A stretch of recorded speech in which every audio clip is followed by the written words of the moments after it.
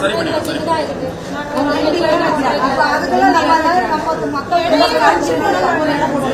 அது எல்லாமே மாற்றிடுவோம். நம்ம யாரு என்னன்றதை ஐடென்டிஃபை பண்றோம். ஒரு நாள் திடீர்னு அந்த இடத்துக்கு வருவோம். நிச்சயமாக அது மாற்றணும். நீங்க இந்த ஆட்சி மாற்றத்திற்கான ஆட்சி, மக்களோட ஆட்சி, உங்களோட ஆட்சி. அந்த நம்பிக்கையோட இருங்க. கண்டிப்பா அவங்க இன்னும் அந்த பழக்கத்துல இருந்து மாறல. நிச்சயமா உங்களை மாத்துவோம். கொஞ்சமா மாத்துவோம். கண்டிப்பா மாத்திரும். கண்டிப்பா கண்டிப்பா. அதுதான் நம்ம அதுக்குதான். இல்ல பாத்துக்கிறோம்னா ஒன்னும் நினைக்காதீங்க. இனிமேல் டெய்லி தண்ணி வந்துடும். அந்த தண்ணி யூஸ் பண்ணாதீங்க. சரியானதுக்கு அப்புறம் அதை லேப்ல டெஸ்ட் பண்ணிட்டு அந்த தண்ணி சரியா இருக்கிறப்பதான் நீங்க பயன்படுத்தணும். அது வரைக்கும் நீங்க அந்த தண்ணியை பயன்படுத்தக்கூடாது. ஓகேவா? யூஸ் பண்ணாதீங்க. இல்ல அதை ஸ்டாப் பண்ண சொல்லியாச்சு.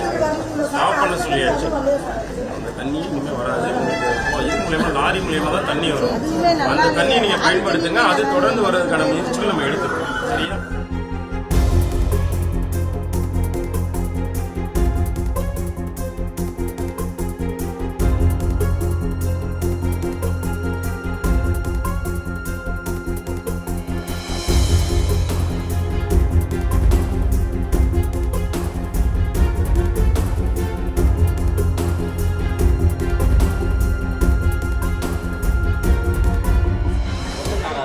அது சம்மர் லீவ் விட்டதுலேருந்தே குழந்தைங்க ரொம்ப பாதிச்சுட்டாங்க.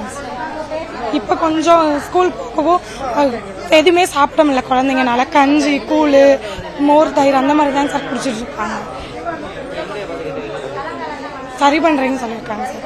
பழைய லைன் தண்ணியை கட் பண்ணிட்டு உங்களுக்கு லாரி மூலியமாக தண்ணி கொடுக்குறோன்னு சொல்லியிருக்காங்க. தண்ணி ரெகுலராக அந்த தண்ணி வந்துக்கிட்டு தாங்க சார் இருக்குது. யூஸ் பண்ணாதீங்கன்னு சொல்கிறாங்க சார். நான் இந்த 2 நாளுக்குள்ளேயே உங்களுக்கு லாரியில் தண்ணி வருதுன்னு சொல்லியிருக்காங்க. இந்த தெருவில் முக்கால்வாசி பேத்துக்குமே 30 பேத்துக்கு மேலே லூஸ் மோஷன் போகுது. மஞ்சக்காமலை இருக்குது, டைப்பரி இருக்குது, டெங்கு காய்ச்சல் இருக்குது.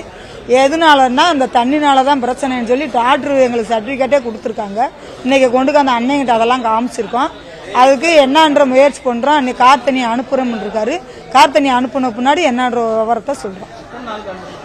இந்த 2 மாசமாவே இருக்கு சார். 2 மாசமாவே இதான் பிரச்சனை. வாடை அடிக்குது, சாக்கடை வாடை வருது, முறையா அடிக்குது, கோமிய தண்ணி மாணிக்கு வருது. 1 மணி நேரத்துக்கு அந்த தண்ணி வருது. அன்னைக்கு வார தண்ணியில புடிச்சு குடிச்சுனாலே குடிக்கவே விளங்க மாட்டேங்குது. வாடை அடிச்சுக்கிட்டே தான் இருக்கு.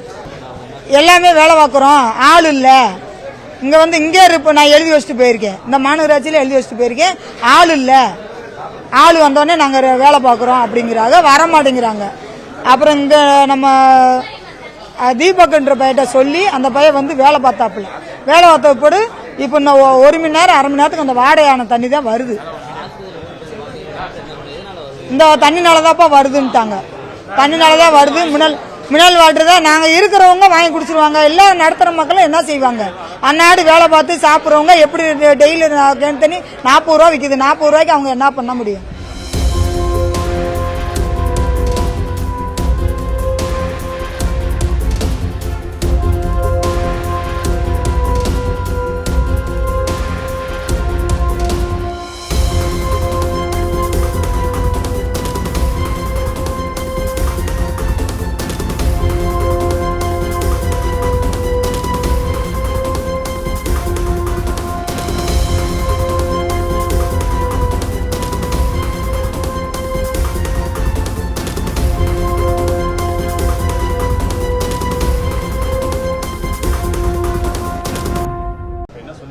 இல்லை இது என்னோட கவனத்துக்கு வந்ததுனால தான் இமீடியட்டாக நம்ம அஃபிஷியலை கூப்பிட்டு இங்கே வந்திருக்கோம். நம்ம ஏற்கனவே அவங்களோட கார்பரேஷன் அஃபிஷியல்கிட்ட நம்ம சொல்லிட்டு தான் இருந்தோம். வாட்டரில் இந்த மாதிரி இஷ்யூஸ் இருக்குன்னு நன்றி சொல்ல போகிறப்ப சில இடத்துல சொன்னாங்கன்னு சொல்லிட்டு அவங்க என்ன சொல்லியிருந்தாங்கன்னா வைகை ஆற்றுல தண்ணீர் மட்டம் குறைஞ்சிருக்கு, அதனால கொஞ்சம் அப்படி வரும் சார் இந்த மாதிரி சொன்னாங்க. நம்மளும் சில விஷயங்களை அக்செப்ட் பண்ணிக்கிட்டோம். பீப்புள்கிட்டையும் சொன்னோம். கண்டினியூஸாக குழந்தைங்க அஃபெக்ட் ஆகிறாங்க, மஞ்சக்காமலை பரவுதுன்ற மாதிரி ஒரு செய்தி வந்தது.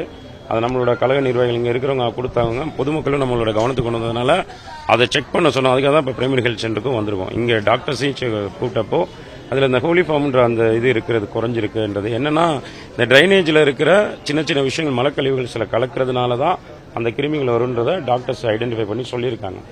ஸோ அப்போ வாட்டரில் தான் இஷ்யூ அப்படின்றது நம்மளுக்கு தெரிய வருது. இப்போ ஒரு 3 நாளாக வந்து ஸ்டாப் பண்ணியாச்சு சில பகுதிகளில். இப்போ ஜீவா தெரு இந்த மாதிரி விவேகானந்த தெருக்கு இன்னும் மாநகராட்சி இது போல நம்ம இங்கே தாகூர் நகர் மணவாள நகரில் பசங்க சொன்னோன்னே 3 நாளாக அந்த தண்ணியை ஸ்டாப் பண்ணிட்டு மாநகராட்சி தண்ணி நம்ம கொடுக்குறோம். இனி இந்த பகுதியில் இந்த பிரச்சனை சரியாக வந்துட்டு மாநகராட்சி மூலமாக தண்ணீர் விநியோகம் நம்மளோட ஆஃபீஸர் எல்லாத்துலேயுமே சொல்லியிருக்கேன். அவங்களோட தான் வந்து நான் இதை பார்த்துருக்கேன்.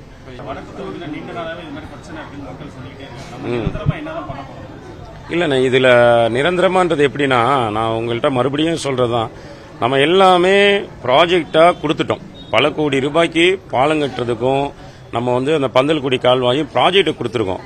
ஆனால் பேசிக்காக மக்களோட தேவையாக இருக்கிறது இந்த ட்ரைனேஜ் சிஸ்டம். யூஜிடி சிஸ்டம் இங்கே சரியான முறையில் நடைமுறைப்படுத்தப்படல. பம்பிங் ஸ்டேஷன் 4 இருக்குது. அதில் இன்னொரு பிரச்சனை என்னென்னா ஒரே நேரத்தில் 2 பம்பிங் ஸ்டேஷன் ஓப்பன் பண்ணக்கூடாது. இப்போ ஆணையூர்லேயும் ஓப்பன் பண்ணுறாங்க, செல்லூர்லேயும் ஓப்பன் பண்ணுறாங்க. இது என்னன்னா மோதிக்கிட்டு நிறைய இடத்துல தண்ணி லீக்கேஜ் ஆகுது.